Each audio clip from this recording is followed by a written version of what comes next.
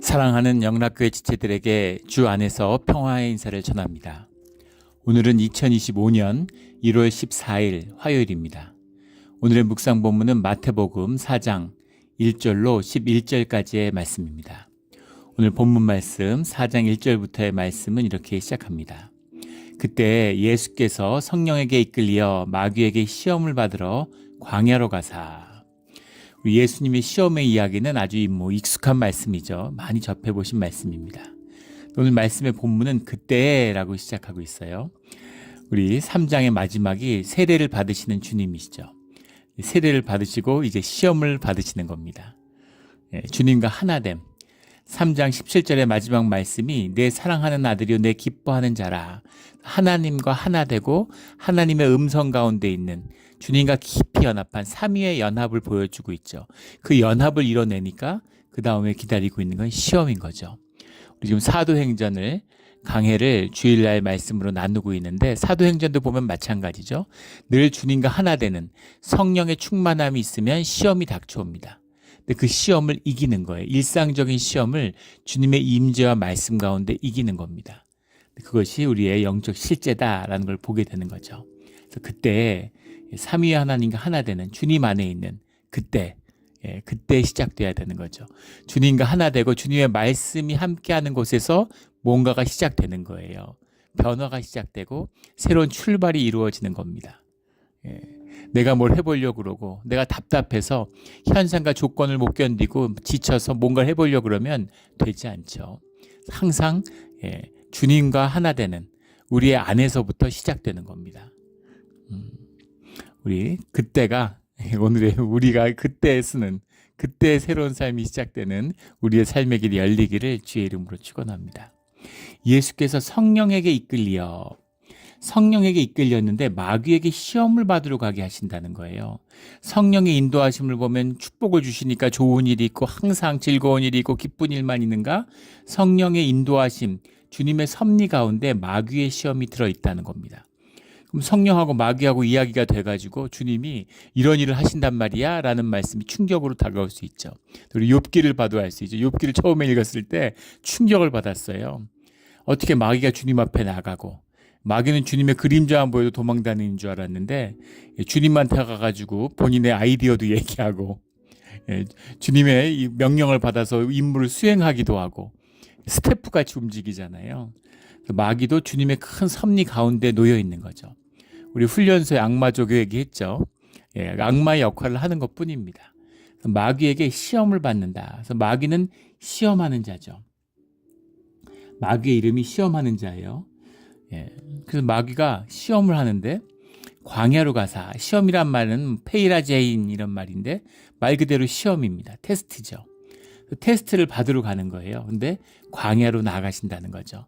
그래서 광야라고 하는 것, 광야의 길을 걷는다고 하는 것은 주님 안에서 주님께 의지하고 주님과 함께하며 시험을 받는 것입니다. 그것이 광야죠. 그래서 광야로 나갔어요. 또 하나 놀라운 것은 예수님이 시험을 받으신다는 거죠. 그래서 신앙의 길, 우리 믿음의 길이 시험 가운데 있다라는 것을 말씀하고 있는 거예요. 아니, 어떻게 예수님이 시험을 받습니까?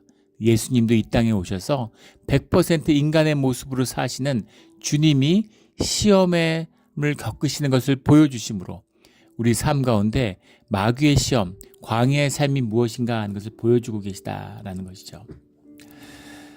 2절에 40일을 밤낮으로 금식하신 후에 광야로 가서 먼저 금식을 하신 거죠. 금식이라고 하는 것, 광야에 40년을 보냈잖아요, 이스라엘이. 40일이라는 것은 그 40년을 표상하는 것이기도 하고 또 모세의 금식이 출애굽기 33장과 신명기 9장에 나옵니다. 두 번의 40일 금식을 했죠, 금식을. 금식을 하신 그것을 예수님이 그대로 보여주고 계신 거예요. 금식을 하면 영이 깨어나죠. 그 금식을 40일 금식을 하면 이게 참 쉽지 않습니다. 주님이 함께 하셔야지 할 수 있지 주님이 함께 하시지 않으면 금식 못 하죠. 한 사나흘 하도 뭐 정치인들 금식하고 이러면은 뭐 한 일주일 되면 막 병원에 입원하잖아요. 주님이 함께 하시는 금식을 하면 40일 금식을 해도 모든 일상들을 살 수 있고 주님이 주시는 모든 일들을 감당할 수 있습니다. 이게 영의 비밀이죠. 영으로 하는 거지 육으로 하는 건 의미가 없죠. 육으로 하면 깡이 나오고 독이 올라와요. 이것을 영으로 하면 영이 맑아지는 것입니다. 금식을 하면 또 육신의 비밀을 알 수 있죠. 금식을 하면 아프질 않습니다. 아픈 거 다 낫죠. 우리 동물들 보세요. 동물이 병원 가나요? 동물들은 아프면 밥을 안 먹고 굶습니다. 그럼 아픈 게 다 낫죠. 면역력이 확 올라와서 아픈 걸 다 치유해요. 만약에 금식을 하는데 열이 난다. 그러면 그건 응급실에 가야 됩니다. 굉장히 심각한 거예요. 금식을 한 후에 줄이신지라 굶주리는 거죠. 주님도 육신을 입고 계시니까 육의 존재로 오셨으니까 금식을 하니까 줄인 거예요. 이 줄임, 이 궁핍함, 이것이 우리의 시험에 첫 번째 맞이하게 되는 실존적인 조건이다라는 것을 보게 되는 거죠. 육신의 시험을 맞게 되는 겁니다. 3절에 시험하는 자가 예수께 나와서 이르되, 시험하는 자는 마귀의 다른 이름이죠. 이르되 내가 만일 하나님의 아들이여든 명하여 이 돌들로 떡덩이가 되게 하라. 하나님의 아들이여든, 오늘 6절에 가면 내가 만일 하나님의 아들이여든 뛰어내리라. 하나님의 아들이여든 명하여 되게 하라. 이렇게 얘기하는데, 아들이여든 이렇게 하니까 마치 if의 조건절 것처럼 정말 아들이라면 하는 게 시험인 것처럼 느껴지죠. 근데 그런 말씀이 아니라 아들이여든 이라는 말은 if가 아니라 since로 봐야 되는 겁니다. 아들이니까 이렇게 해석을 해야죠. 네가 하나님의 아들이니까 명하여서 이 돌들로 떡덩이가 되게 하라. 떡덩이라고 하는 건 이제 생존을 상징하고 있는 거죠. 생존의 상징입니다. 예수께서 대답하여 이르시되 기록되었을 때 사람이 떡으로만 살 것이 아니요 하나님의 입으로부터 나오는 모든 말씀으로 살 것이라. 떡이라는 것이 육을 표상한다면 말씀이라고 하는 것은 영을 표상하는 것이죠. 그래서 생존이냐 말씀이냐 그 얘기죠.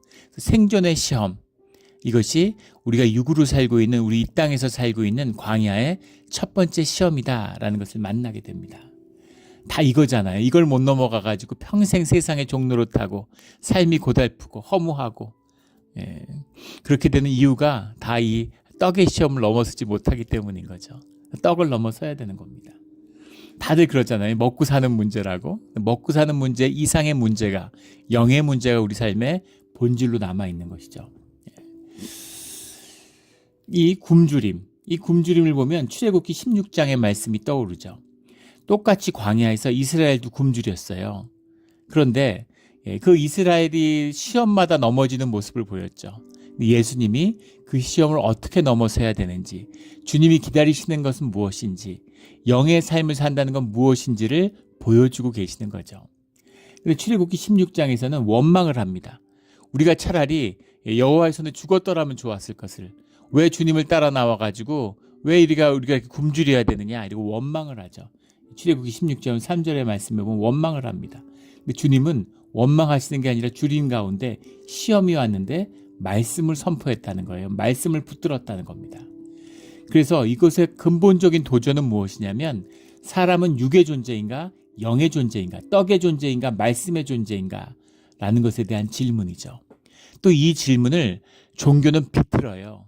그래서 마치 상호 배타적인 것처럼, 떡의 삶이 있고 영의 삶이 있는 것처럼, 육의 삶이 있고 말씀의 삶이 있는 것처럼 이런 식으로 대립시키는 겁니다. 이원적으로. 그게 종교죠. 그런데 떡으로 산다고 해서 말씀으로 살지 않는 사람이 어디 있어요? 종교인들이 다 그렇게 살잖아요. 우리도 다 그렇게 살죠. 육으로 산다고 해서 영으로 살지 않는 사람이 어디, 영으로 산다고 해서 육으로 살지 않는 사람이 누가 있습니까? 육으로만 사는 사람도 있겠지만 영으로 사는 사람도 육으로 살죠. 우리가 육으로 입고 있는데 밥을 안 먹나요? 그런 거죠. 그래서 이것은 상호 배타적인 것이 아니라 우선성의 문제예요. 무엇이 중요하냐, 무엇이 우선이냐, 이거죠. 삶에 제일 중요한 게 무엇이냐 하는 문제입니다. 이 시험이 내포하고 있는, 하나님의 아들이니까 명하여서 돌들로 떡덩이가 되게 하라. 이 말씀에 무엇이 들어있어요? 예수님에게 이렇게 하실 능력이 있는 거죠. 물로 포도주를 만드는, 오병이어로 5,000명, 2만 명을 먹일 수 있는 그런 능력이 있으신 거예요. 능력을 써보라는 거 아닙니까? 줄이니까 능력으로 써봐라. 너 그런 능력이 있잖아. 하나님의 능력이 있잖아. 써봐. 그 얘기예요. 근데 주님이 그것을 거절하셨다는 거죠. 주님이 줄이신데 금식 이후에 음식을 안 드셨을까요? 지금 금식이 끝난 상태잖아요. 그 음식을 드셨을 거 아닙니까? 음식을 떡을 구해서 드셨겠죠. 떡이 없으면 돌들로 떡을 만들어 드셨을 수도 있겠죠. 그런데 그렇게 하시지 않는, 그렇게 하실 수 있었는데 그렇게 할 거, 뭐 어차피 떡을 드실 거 아니에요? 근데 왜 떡을 먹으라 그러는데 그것을 거절하십니까? 이것이 마귀의 시험이기 때문이죠. 우선순위가 있기 때문입니다.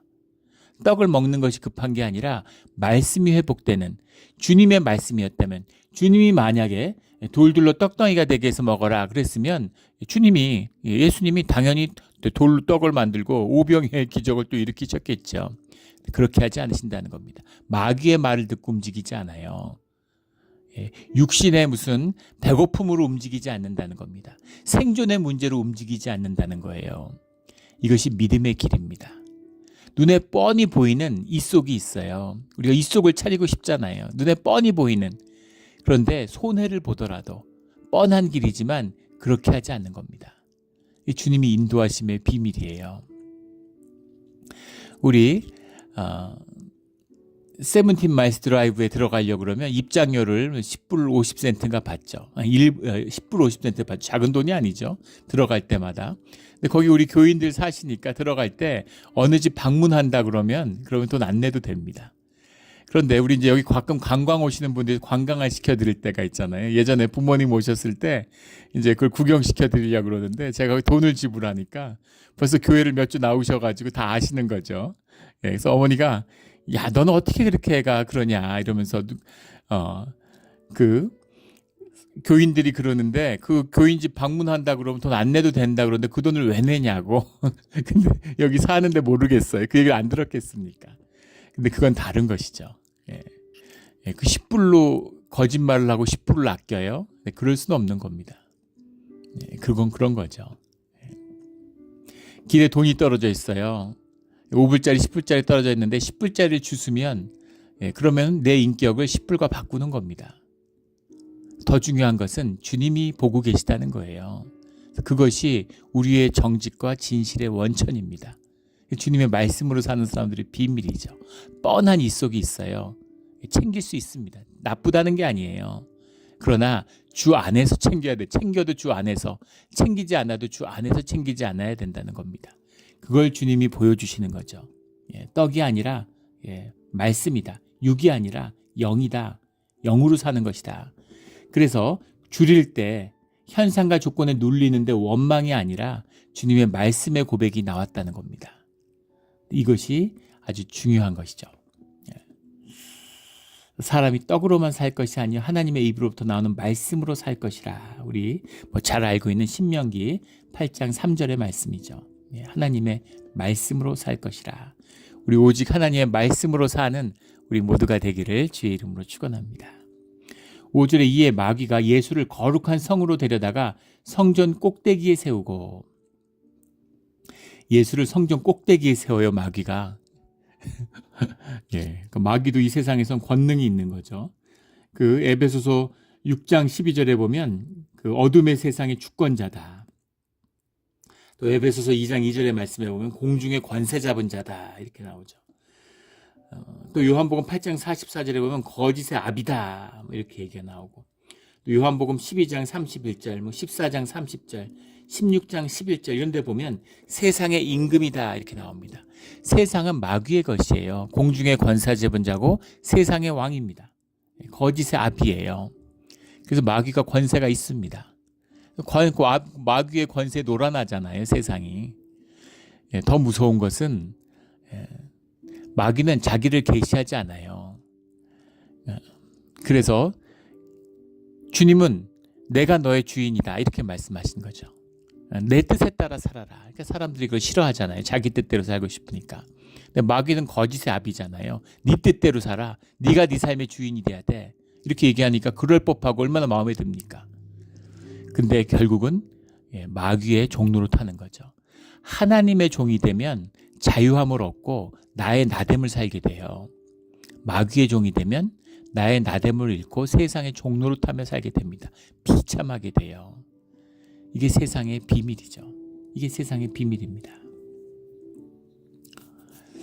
영웅을 세우죠. 거짓의 왕국, 이 북한 같은 짐승의 권세가 지배하는 나라죠. 사람들 다 노예로 만들어서 진정한 노예죠. 중세의 노예도 북한의 인민들처럼 노예는 아니었어요. 이번에 그 우크라이나 전쟁에서 포로가 2명 잡혀서 그 신문하는 동영상 같은 것도 공개되고 그랬죠. 근데 심지어 전쟁터에 가는지 러시아에 갔는지 우크라이나에 갔는지 모르고 왔다는 거 아닙니까? 무슨 일인지 난지도 모르는데 생명값을 그냥 넘기고 돈으로 받아가는 거예요. 가서 중국 같은 데 가서 중국 사람들도 안 하는 힘든 일 같은 거 벌목하는 일 다 하고 돈 벌면 다 뺏기고 그때 탈북한 무슨 대사를 하다가 탈북했는데 그 장인이 북한에서 수십 년 동안 장관을 한 39호실인가 김일성 김정은의 비자금을 관리하던 사람이라는 거 아니에요. 그러니까 얼마나 권세가 많고 얼마나 그 부유함을 누렸겠어요. 그런데 정작 은퇴하고 나서 집도 뺏기고 차도 뺏기고 다 뺏긴다는 거 아닙니까? 그리고 6개월에 감자 한 봉지 준다는 거죠. 그래서 그 부인이 나가서 장터에서 감자를 팔아가지고 쌀이라도 좀 구해와야 밥을 먹는 그런 형편이라는 거. 그 잔혹함. 잔혹함. 진짜 잔혹하죠. 어떻게 북한에는 어떻게 그렇게 잔인하고 잔혹할 수가 있을까? 김정은이 하나 빼놓고는 전부 다 노예고 다 비참한 거예요. 그게 짐승의 권세입니다. 김정은의 끝은 좋을까요? 마귀의 도구로 쓰임받는 거죠. 좋아 보이지만 가장 비참한 자로 끝나는 겁니다. 이게 마귀의 역사예요.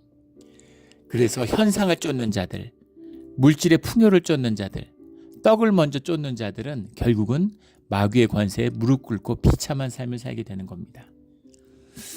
우리 마귀를 꺾고 패하고 주님의 길을 걷는 우리 모두가 되기를 주의 이름으로 축원합니다. 성전 꼭대기라는 건 종교의 표상이잖아요. 종교의 시험이 닥치는 거예요. 6절에 이르되 내가 만일 하나님의 아들이거든 아들이니까 라고 벌써 그냥 맞다고 그랬죠. 뛰어내리라 기록되었을 때 그가 너를 위하여 그의 사자들을 명하시니 그들의 손으로 너를 받들어 발이 돌에 부딪히지 않게 하리라. 네가 하나님의 아들이니까 천사들이 수종들 거잖아. 네가 연약한 육신의 존재이지만은 천사들이 너를 도우니까 그런 능력이 너에게서 나타날 거 아니야. 이렇게 이야기하는 거죠. 7절에 예수께서 이르시되 또 기록되었을 때 주 너의 하나님을 시험하지 말라 하였느니라 하시니 시편 91편 11절의 말씀으로 놀랍죠. 종교의 권세가 나타났는데 마귀가 하나님의 말씀으로 시험에 빠지게 하려고 그래요. 굉장히 충격적이지 않습니까? 마귀는 입술에 하나님의 말씀을 담지도 못할 것 같은데 하나님의 말씀으로 이게 종교죠. 성전 꼭대기의 비밀입니다. 말씀이란 무엇인가? 성경에 적혀 있는 글이 하나님의 말씀이 아니죠. 성령 안에서 깨우쳐지는 주님의 음성 가운데 우리에게 증거되는 말씀이 주님의 말씀인 거예요.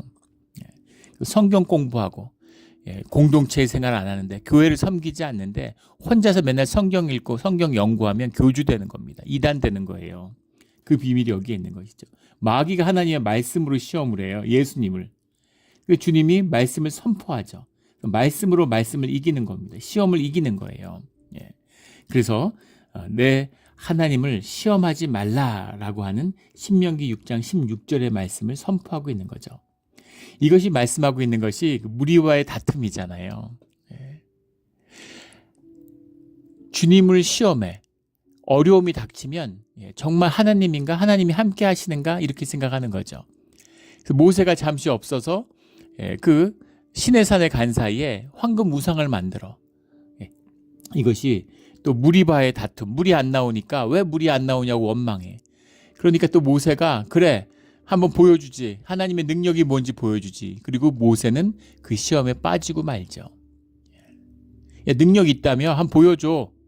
하나님 능력 뭐야? 마귀는 권세가 있는데 하나님 권세는 뭐야? 너희들이 하나님 권세를 시험해?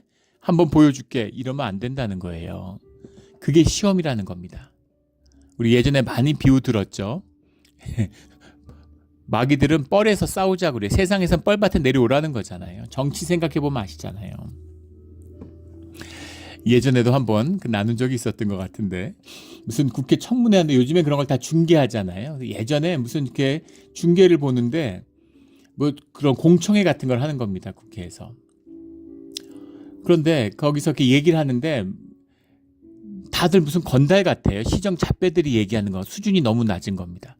내용이 낮다는 게 아니라 말하는 어떤 인격이나 그 향기가 있잖아요. 사람이 말을 하면. 근데 다들 무슨 건달들, 조폭들 같은 거예요. 무슨 교육 정책에 대해서 얘기를 하는데 정책이 문제가 아니라 사람이 누가 뭐 써준 거 읽을 수도 있겠죠. 근데 사람이 조폭 같은 거예요. 인상도 그렇고 느낌도 그렇고. 그래가지고 야, 저 사람은 무슨 지방에서 뭐 뻔하잖아요. 예, 무슨 건설회사 같은 거 하면서 조폭 같은 거 하다가 예, 무슨 지방의 신문사 같은 것도 하나 인수하고 뭐 이제 그러는 거 아닙니까? 뭐 그런 식으로 이제 그 성장했나 보다. 국회의원도 하고 그러나 보다. 무슨 운송회사, 운수회사 이런 것도 하고 뭐 고속버스 회사 이런 것도 하고. 예, 그러다 이제 국회의원 됐나 보다. 그런 생각이 들어가지고 한번 찾아봤어요. 뭐 하던 사람인지. 예, 그랬더니 예, 국회의원 되기 전에 대학교 총장이었더라고요. 예, 그리고 하버드대에서 교육학 박사를 했습니다. 교육학 교수예요. 예, 그 분야에 그 이상 전문가가 있겠습니까? 예, 그런데 어떻게 그렇게 시정잡배 건달같이 보일까요? 예, 국회의원 하다 보니까 맨날 상가집 결혼식 돌아다니면서 막걸리 마시고 사람들하고 어울리다 보니까 이제 그렇게 됐겠죠. 예, 그게 정치판인 거죠. 왜 사람 하나하나들은 다 훌륭할 것 같은데 국회에 들어가면 완전히 국회에 저게 뭔가 도대체 없는 게 더 낫지 않을까 이럴 정도로 왜 이렇게 사람들이 다 하나같이 추해질까? 정치를 하면. 예, 뻘이기 때문이에요. 예, 뻘에서 싸우면 다 뻘짓인 겁니다. 뻘에 내려가면 안 돼요. 예, 뻘에 내려가면 안 됩니다. 예, 뻘에 아예 가면 안 된다는 얘기가 아니라 안 가면 좋겠지만 내려가도 뻘에 싸우려고 뻘에 내려가면 안 돼요. 그러면 다 뻘짓이에요. 무슨 좋은 의도로 뭘 했든 간에 결국 뻘짓입니다. 이게 세상의 전략, 마귀의 전략이에요. 그래서 지금 시험이 뭡니까? 다퉈보자는 거죠. 무리바의 다툼처럼. 한번 다퉈보자. 근데 주님이 다툼을 단호히 거절하시죠. 너희 하나님을 시험하지 말라. 어떻게 하나님의 능력을 마귀 앞에서 시험할 수가 있습니까? 그 자체로 진 거예요. 주님의 이름을 모욕한 겁니다. 그래서 그 말씀의 유혹을 물리쳐 버린 거죠. 주님이 승리하신 겁니다. 우리 늘 말씀으로 승리하는 우리 모두가 되기를 주의 이름으로 축원합니다. 그리고 8절부터 이제 세 번째 시험이 닥치는 거죠. 마귀가 또 그를 데리고 지극히 높은 산으로 가서 천하 만국과 그 영광을 보여 이르되 만일 내가 내게 엎드려 경배하면 이 모든 것을 내게 주리라. 마귀의 유혹이 오는 겁니다. 세상의 왕이잖아요. 예, 세상의 공중의 권세를 잡았으니까 나를 경배하면 그러면 세상의 이 모든 걸 너한테 주겠다 라고 얘기를 하는 겁니다. 이에 예수께서 말씀하시되 10절에 사단아 물러가라 이렇게 말씀하시고 예, 주 너의 하나님께 경배하고 다만 그를 섬기라 하셨느니라. 예, 신명기 6장 13절의 말씀을 선포하는 거죠. 마귀야 물러가라. 주 너의 하나님 경배하고 다만 그를 섬기라. 주님을 섬기는 게 핵심인 거예요. 근데 현상의 세상의 영광에 사람들께 보이려고 우리잖아요. 세상에게 보이면 좋고 높임 받으면 좋고 인정받으면 좋고. 예전에 한국의 유명 정치 대통령까지 한 야당의 지도자가 군부 독재에 맞서서 금식을 했는데 그래서 나중에 막 뉴스에 나고 해외에 알려지고 나중에 아주 정직한 고백이겠죠. 후에 대통령이 돼서 인터뷰를 하는데 그때 일을 회고하는 거예요. 근데 죽을까봐 두렵지 않았다는 거예요. 죽을까봐 두렵지 않고 크리스찬이고 장로였습니다. 죽을까봐 두렵지 않았다는 거예요. 그런데 뭐가 두려웠냐면 사람들에게 잊혀질까봐 두려웠다는 거죠. 솔직한 고백일 겁니다. 사람들이 모르고 있을까봐 내가 금식하는 걸 나란 존재가 잊혀질까봐 그게 두려웠다는 거예요. 그게 인간의 모습입니다. 세상에 보이려고 예수님이 말씀해 주셨죠. 사람의 삶은 보이려는 거예요. 내가 성공하고 내가 좀 높아지고 사람들한테 인정받고 보이고 싶은 거잖아요. 그런데 천하 만국과 영광을 너에게 주겠다. 그런데 사단아 물러가라 이렇게. 주님을 경배하고 주님을 따르는 자, 주님과 하나 된 자는 사단을 쫓을 수 있습니다. 사단을 이겨요. 그런데 세상의 성공과 세상의 물질과 세상의 영광과 명성과 이런 것이 좋아하는 사람은 그러면 마귀한테 지게 되고 사단에게 무릎 꿇게 되어 있는 겁니다. 이게 시험의 본질이에요. 생존을 뛰어넘으니까 능력의 다툼이 기다리고 그걸 뛰어넘으니까 세상이 기다리고 있는 거죠. 야, 이제 좋아. 너 됐구나. 이제 세상의 영광을 다 가져. 근데 그것을 사단의 이름으로 쫓는 것이죠.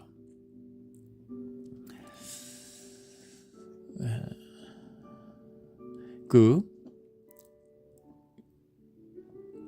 티벳에 유명한 그 순교했던 선교사가 있죠.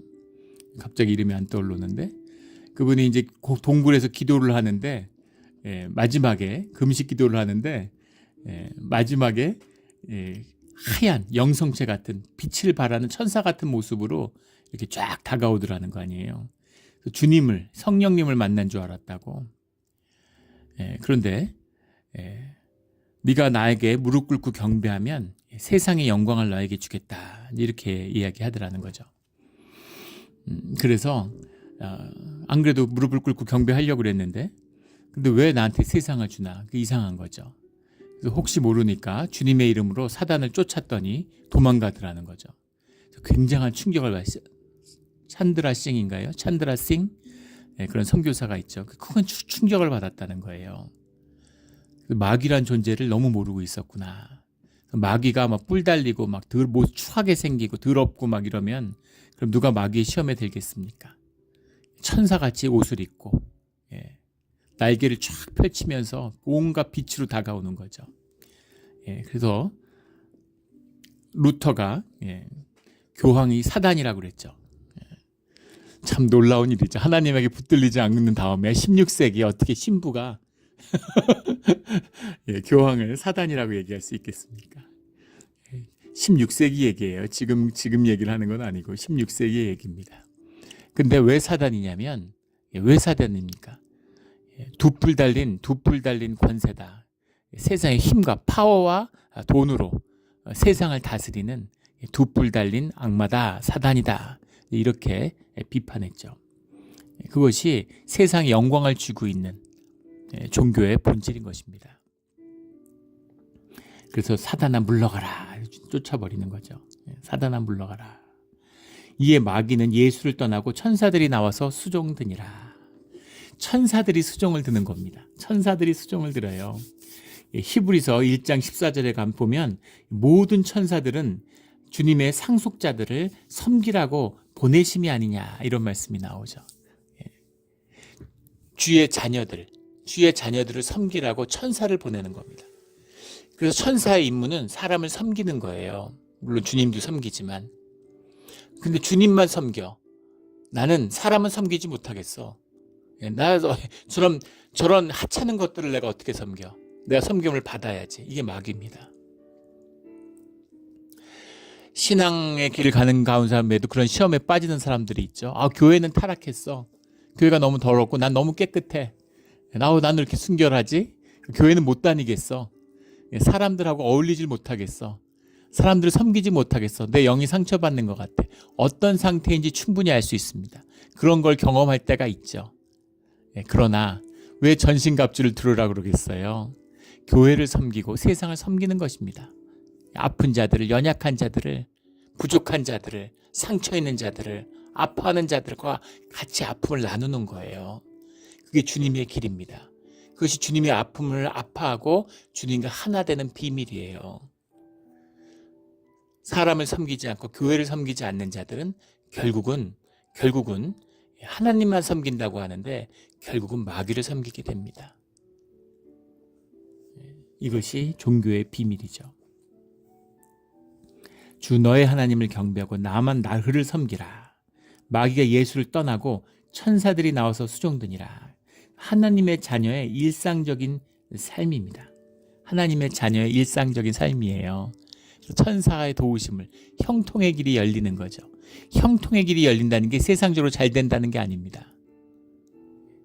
세상적으로 잘 된다는 게 아니라 고난과 어려움이 있고, 물론 그것이 소박한 천천히 흐르는 실로와의 물 같지만 그곳에 은혜와 구원이 있는 거예요. 메소포타미아처럼 나일강처럼 장강을 이루어가지고 제국을 이루어보겠다. 이런 꿈을 가지면 그러면 종교에 무릎 꿇고 마귀의 종이 되는 겁니다. 그런 길이 열릴 수 있죠. 마귀한테 쓰임 받으면. 근데 그것이 아니라 주님의 길은 주님 안에 있다는 거죠. 말씀 안에 있다는 겁니다. 오늘 말씀에서 무엇이 실제냐, 현상과 상황이냐, 아니면 하나님의 약속이냐, 이걸 묻고 계시는 거죠. 상황이 우선이냐, 말씀이 우선이냐. 상황을 따지는 자들, 무리바의 다툼처럼 상황의 우선의 문제로 세상을 받아들이는 그런 사람들은 자신의 신실함을 생각하지 않아요. 어려움이 닥치면 나를 돌아보는 겁니다. 시험이 닥치면 나를 돌아보고 그 안에서 부족한 나를 발견하고 주님을 찾게 되는 거죠. 그런데 이 하나님께 속하지 않은 자들은, 현상에 속한 붙들린 자들, 말씀에 붙들리지 않는 자들은 시험이 닥치면은 자기의 신실함을 돌아보지 않고 하나님의 약속을 의심해요. 아니, 주님이 주님이 이런 거 준다고 그랬으면, 주님이 잘해준다고 그랬으면서 복 준다고 그러더니 이게 뭡니까? 이렇게 나오는 거죠. 그 주님의 하나됨 깨지는 겁니다. 단절이죠. 마귀가 만세를 부르고 코드숨을 짓겠죠. 주님이 이게 인간입니다. 이렇게 했죠. 그런데 주님과 하나 되는, 주님은 결국 우리를 구원하기를 원하시는 거예요. 그 예수님이시죠. 어떤 대가를 치러도 결국은 우리를 구원하시려고 하는 겁니다. 하나님을 붙들고 말씀의 길을, 이런 사람이 있을까요? 예수님의 길을 따르는 사람이 있을까요? 아무도 없을 것 같은데, 다 마귀 따라가지 주님 따라가는 사람 아무도 없을 것 같은데, 세상의 영광 따라가지, 떡을 따라가지, 말씀 따라가는 사람 아무도 없을 것 같지만 말씀을 붙들고 말씀의 길을 찾는 사람이 있습니다. 남은 자들이 있어요. 주님이 우리를 향한 희망을 놓지 않는 이상 우리가 주님을 향한 희망을 놓을 수 없는 것이죠. 이것이 말씀의 길입니다. 우리가 시험 가운데, 광야 가운데 살아가고 있습니다. 말씀으로 모든 시험을 이기는, 천사의 수종을 받는 그런 우리가 승리의 길을 가는, 이미 승리했죠. 십자가의 승리를 거뒀습니다.